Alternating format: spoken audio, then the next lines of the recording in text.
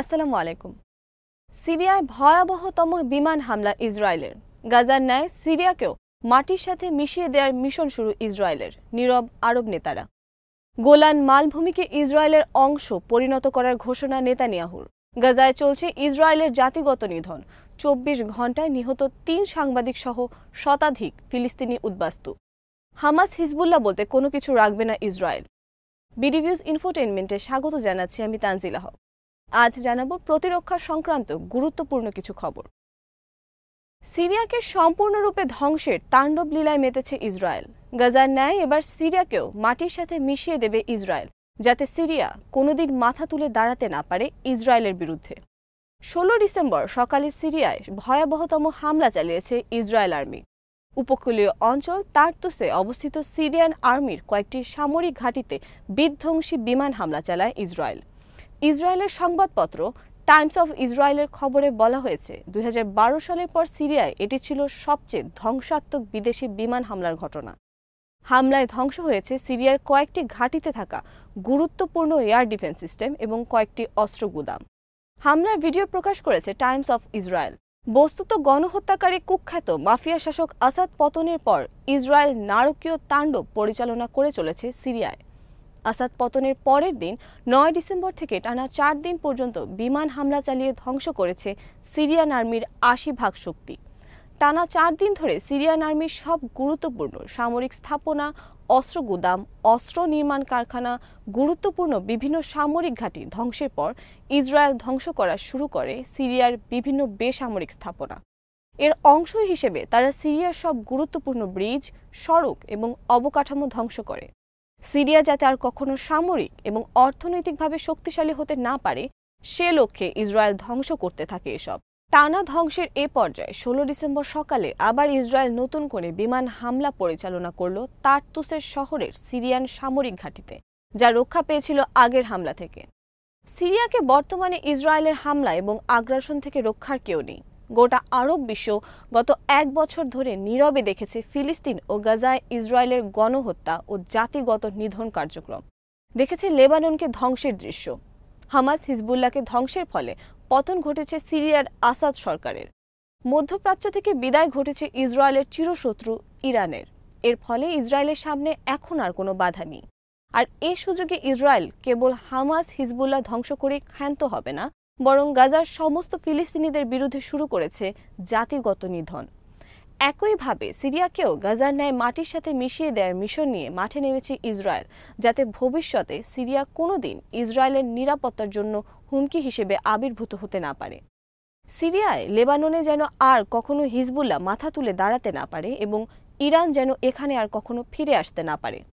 2011 সালে সিরিয়ায় গৃহযুদ্ধ শুরুর পর থেকে যুক্তরাষ্ট্র রাশিয়ার সাথে ইসরায়েল ও সিরিয়ায় নিয়মিত বিমান হামলা চালিয়ে আসছে সিরিয়ায় তার নিরাপত্তার কথা বলে। কিন্তু 8 ডিসেম্বর আসাদের পতনের পর সিরিয়ায় নতুন মিশন নিয়ে মাঠে নামে ইসরায়েল এবং সিরিয়াকে ধ্বংস করে চলেছে। আরব লীগের নেতারা কেবল বৈঠক আর নিন্দা জানিয়ে তাদের দায় সারছে। শুক্রবার জর্ডানের রাজধানী আম্মানে বৈঠকে বসে আরব লীগের নেতারা, কিন্তু সেই বৈঠকেও প্রভাব বিস্তার করতে যোগ দেয় যুক্তরাষ্ট্র, ব্রিটেন, জার্মানি, ফ্রান্স এবং ইউরোপিয়ান ইউনিয়ন সহ পশ্চিমারা। শুক্রবারের বৈঠকে আরব নেতারা সিরিয়াকে পুনর্গঠনে একসাথে কাজ করার সিদ্ধান্ত নিলেও সিরিয়াকে ইসরায়েলের আগ্রাসন থেকে রক্ষায় কোনো ভূমিকার কথা পাওয়া যায়নি তাদের যৌথ বিবৃতিতে। তবে বিশ্লেষকদের মতে ইসরায়েল বর্তমানে সিরিয়ায় যা করছে তাতে অনিবার্যভাবে সেখানে নতুন করে জন্ম নিতে পারে জঙ্গিবাদের। আর সে জঙ্গিবাদ দমনের নামে ইসরায়েল যুক্তরাষ্ট্র অন্তহীনভাবে যুদ্ধ আর ধ্বংস চালিয়ে যেতে পারে সিরিয়া সহ মধ্যপ্রাচ্যে। সমগ্র গোলান মালভূমিকে ইসরায়েলের মূল ভূখণ্ডে পরিণত করার ঘোষণা দিয়েছেন ইসরায়েলের প্রধানমন্ত্রী বেঞ্জামিন নেতানিয়াহু। রোববার এই বিষয়ক পরিকল্পনা হাজির করেছেন তিনি। এর অংশ হিসেবে গোলান মালভূমিতে ইসরায়েলের বসতি সংখ্যা দ্বিগুণ করা হবে। ইসরায়েলের এ পরিকল্পনায় সম্মতি দিয়েছেন যুক্তরাষ্ট্রের নবনির্বাচিত president Donald Trump. Gaza, Syria এবং লেবানন যুদ্ধ বিষয়ে যুক্তরাষ্ট্রের নবনির্বাচিত প্রেসিডেন্ট ডোনাল্ড ট্রাম্পের সাথে শনিবার টেলিফোনে আলোচনা করেছেন ইসরায়েলের প্রধানমন্ত্রী বেঞ্জামিন নেতানিয়াহু। এই বিষয়ে এক ভিডিও বার্তায় রোববার নেতানিয়াহু বলেছেন, তিনি ট্রাম্পকে জানিয়েছেন গাজা এবং লেবানন যুদ্ধে ইসরায়েলের বিজয় নিশ্চিত করতে চান তিনি। হামাস এবং হিজবুল্লাহকে নির্মূল না করা পর্যন্ত এই বিজয় নিশ্চিত হবে না। এছাড়া গোলান মালভূমি হবে ইসরায়েলের অংশ। ৮ ডিসেম্বর আসাদ পতনের পর সিরিয়ার দখলে থাকা গোলান মালভূমির অংশ দখলে নেয় ইসরায়েল। সিরিয়ার আরও কয়েকটি এলাকা দখল করে ইসরায়েল। সিরিয়া দখলে নিয়েছে বাফার জোনে অবস্থিত গুরুত্বপূর্ণ মাউন্ট হারমন পর্বত, যা সিরিয়ার সবচেয়ে উঁচু পাহাড়। সিরিয়া বিষয়ে নেতানিয়াহু তার বিবৃতিতে বলেছেন, সিরিয়ায় এই মুহূর্তে তার নতুন করে সংঘাতে জড়ানোর পরিকল্পনা নেই, তবে পরিবর্তিত পরিস্থিতির সাথে খাপ খাইয়ে সিরিয়া বিষয়ে তার নতুন নীতি নির্ধারণ করবেন। নেতানিয়াহু ভিডিও বার্তায় বলেন, ইরান হিজবুল্লাহকে অস্ত্র দিত সিরিয়াকে ব্যবহার করে, আর আমরা এটি বন্ধ করব। এটি আমরা হতে দেব না। ইরান এবং হিজবুল্লাহকে আমাদের কোনো ক্ষতি করতে দেব না। আমাদের শত্রু ইরান এবং হিজবুল্লাহ আমাদের যাতে ক্ষতি করতে না পারে, সেজন্য আমরা ইরান এবং হিজবুল্লাহর বিরুদ্ধে যুদ্ধ চালিয়ে যাব। এটা চলমান থাকবে এবং কোনো শর্ত মানা হবে না। এক্ষেত্রে আমরা যে কোনো সময় যে কোনো স্থানে তাদের বিরুদ্ধে আক্রমণ করব যদি তারা আমাদের ক্ষতি করতে চায়। আসাদ পতনের পর ইসরায়েল সুযোগ নিয়েছে সিরিয়ার চূড়ান্ত দুর্বল অবস্থার। 1967 সালের যুদ্ধে ইসরায়েল সিরিয়ার গোলান মালভূমি অধিকাংশ এলাকা দখল করে। 1973 সালে সিরিয়া তার গোলান মালভূমি উদ্ধারের জন্য ইসরায়েলের উপর আক্রমণ চালায় মিশরের সাথে মিলে, কিন্তু ব্যর্থ হয় সিরিয়া। বরং এই যুদ্ধে মিশর হারায় তার সিনাই উপত্যকা। পরে ইসরায়েলকে স্বীকৃতি দানের মাধ্যমে মিশর ফিরে পায় সিনাই উপত্যকা। গোলান মালভূমির যে এলাকা সিরিয়ার দখলে ছিল এতদিন, তাও 9 ডিসেম্বর ইসরায়েল দখলে নিল। বিখ্যাত হারমন পর্বত ছিল সিরিয়া ইসরায়েলের দুই দেশের সীমান্তের মধ্যে বাফার জোনে, কিন্তু কৌশলগতভাবে গুরুত্বপূর্ণ হারমন পর্বতও দখলে নিয়েছে ইসরায়েল।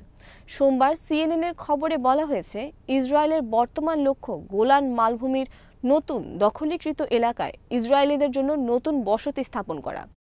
গোলান মালভূমিতে ইসরায়েলের বসতির পরিমাণ দ্বিগুণ করা। সে লক্ষ্যে রোববার নেতানিয়াহু একটি প্রস্তাব হাজির করেছেন অনুমোদনের জন্য। নেতানিয়াহু বলেছেন, গোলান মালভূমিকে শক্তিশালী করা মানে ইসরায়েল রাষ্ট্রকে শক্তিশালী করা। নেতানিয়াহু বলেছেন, গোলান মালভূমি এখন থেকে চিরদিনের জন্য ইসরায়েলের অংশ। জাতিসংঘ সহ আন্তর্জাতিক আইন অনুসারে ইসরায়েল অবৈধভাবে দখল এবং বসতি স্থাপন করেছে গোলান মালভূমিতে।